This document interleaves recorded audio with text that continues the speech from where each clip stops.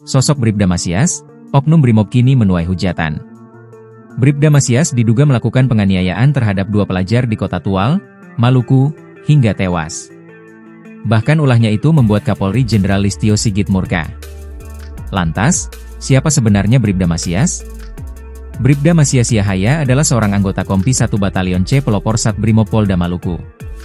Ia ditetapkan sebagai tersangka setelah penyidik menemukan bukti permulaan yang cukup terkait dugaan tindakan kekerasan.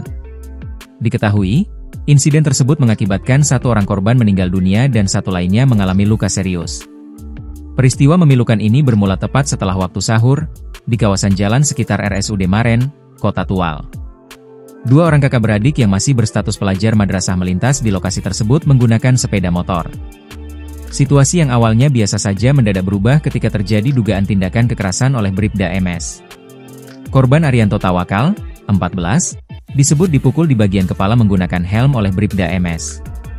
Pukulan tersebut membuat Arianto kehilangan kendali atas sepeda motornya hingga terjatuh ke aspal. Arianto segera dilarikan ke RSUD Karel Satsui Tubun untuk mendapatkan penanganan medis. Namun luka yang dideritanya tergolong berat. Setelah menjalani perawatan, Arianto dinyatakan meninggal dunia keesokan harinya. Sementara sang kakak, Nasri Karim, 15, kini telah dirawat intensif di rumah sakit. Sontak, kejadian ini mendapat kecaman dari masyarakat luas.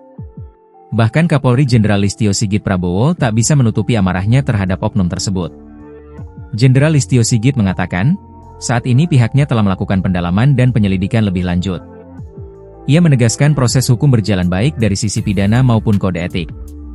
Listio Sigit memastikan seluruh tahapan penanganan perkara dilakukan secara terbuka.